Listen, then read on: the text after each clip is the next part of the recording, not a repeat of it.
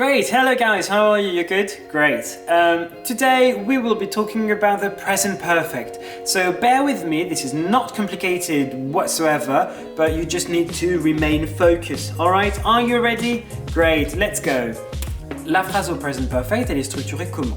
Elle est structurée avec votre auxiliaire have, qui est au présent, d'accord? Donc I have, you have, he has, she has, it has.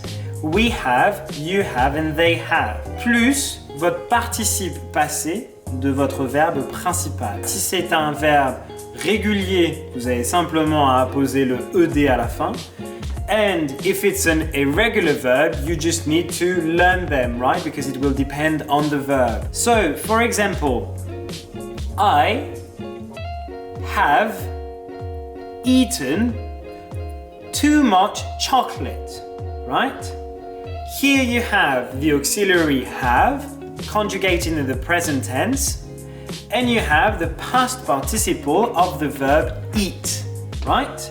To eat. Donc, prétérit, ça nous fait ate, A-T-E, A-T-E, and in the past participle, it is eaten, right? Very good. Alors, premier emploi. Le present perfect va nous permettre de faire un bilan dans le présent de faits passés. Pourquoi ça? Parce que dans la structure, rappelez-vous, on avait bien notre auxiliaire have au présent plus notre participe passé sur le main verb, d'accord? Sur le verbe principal. Du coup, grâce au present perfect, je vais pouvoir faire un bilan d'une activité passée qui va avoir une conséquence sur le présent. On va s'intéresser ici au résultat de l'action, de l'activité dans le présent. Par exemple, si je remets ma phrase, mais je vais ajouter quelque chose d'autre pour bien se rendre compte de la conséquence dans le présent. Ma phrase était I have eaten too much chocolate. I feel sick, right? I want to vomit. Ugh, it's not good at all. I've eaten too much chocolate. Okay? Ici, je m'intéresse à cette action dans le passé. Le fait d'avoir mangé trop de chocolat, maintenant, me donne envie de vomir. Je ne me sens pas bien, d'accord? Donc on a bien cette conséquence de l'action dans le passé sur le présent. Ce résultat, le résultat d'avoir trop mangé de chocolat. D'accord? Donc ici on va parler d'une conséquence du passé sur le présent. Cela va nous permettre de faire le lien entre le passé et le présent. D'accord? Alors, deuxième emploi maintenant. Lorsque l'on veut parler d'une action qui a eu lieu dans le passé et qui continue encore dans le présent. Right? I'm going to show you some examples to understand it better. Right, so I have lived in London for 2 years.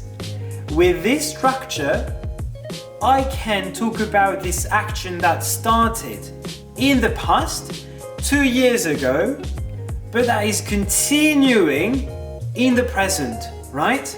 Parce que c'est exprimé à travers le present perfect, d'accord? Ce lien entre le passé et le présent. Donc ici, je parle bien d'une action qui s'est déroulée dans le passé, qui a commencé dans le passé et qui aujourd'hui est encore valable. Right? Du coup, traduit, cela nous donne « Cela fait 2 ans que je vis à Londres ». Et à partir de cette traduction, on comprend bien ce lien entre le passé et le présent qui est exprimé ici aussi grâce au présent de l'indicatif en français. Right? I'm giving you a second example now. They've been together for 12 years. Right?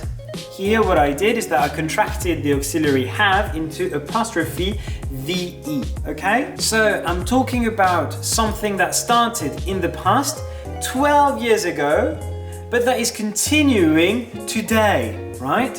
Donc, cela fait 12 ans qu'ils sont ensemble, okay? So there are certain words that will provoke, déclencher the present perfect. So for example, never, because if you say have never been to Scotland before. Ici, je parle bien d'une action qui ne s'est jamais déroulée dans le passé et qui, du coup, a bien un impact sur le présent.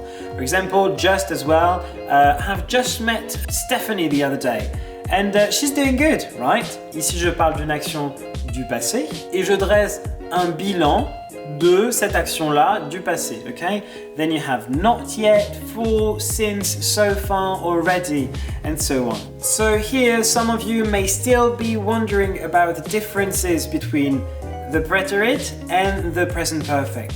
But let me tell you that both of them aren't the same whatsoever, okay? In order to get the differences between the preterite and the present perfect, you need to think about time, whether it is a finished time or an unfinished time. Let's look at it with a beautiful timeline. Here you have the present.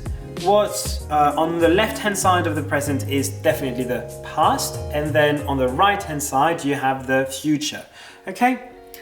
So, here something in the past.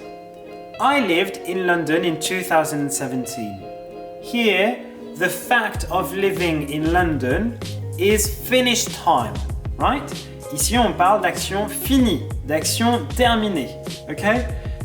Le fait d'avoir vécu à Londres, c'est fini, d'accord? Maintenant, j'habite autre part. Cette action-là appartient au passé.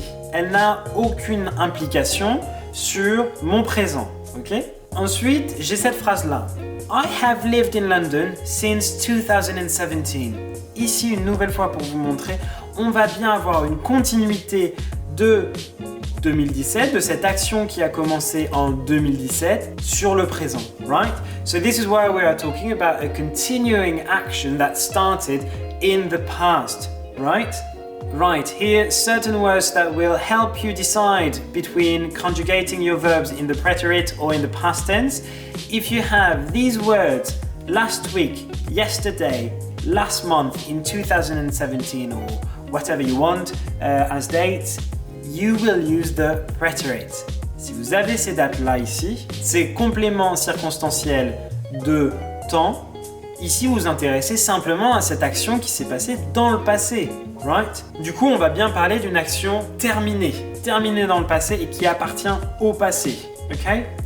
But if you have these words, this week, this year, this month, right? Here we're talking about an unfinished time. Ici, on va parler d'une action qui est encore en train de se dérouler, où il y a encore une continuité possible. Ici, on va parler d'une action qui ne s'est pas achevée, qui n'appartient pas au passé, mais qui appartient encore au présent. Mais sa base, là où ça a commencé dans le passé. Okay? Right, so just to show you again the differences between the preterite and the present perfect, now you'll have to think, okay? So you have this sentence. How long have you lived in New York for? And then next sentence is, how long did you live in New York for? Now mark a pause and try to think about the differences between how long have you lived in New York for and how long did you live in New York for? Okay? So mark a pause, guys. Alors ici, cela ne devrait pas être compliqué de voir la différence entre how long have you lived in New York for and how long did you live in New York for. Avec la première, je vais parler d'une action qui a commencé dans le passé. Ok? Et moi, en tant qu'énonciateur, la personne qui va poser la question, je voudrais savoir depuis quand mon co-énonciateur vit à New York. So the answer, as logically as it is I have lived there for 2 years. En exprimant le present perfect, je dis alors que cela fait 2 ans que je vis à New York. Ok? Donc on a bien cette continuité entre le passé et le présent.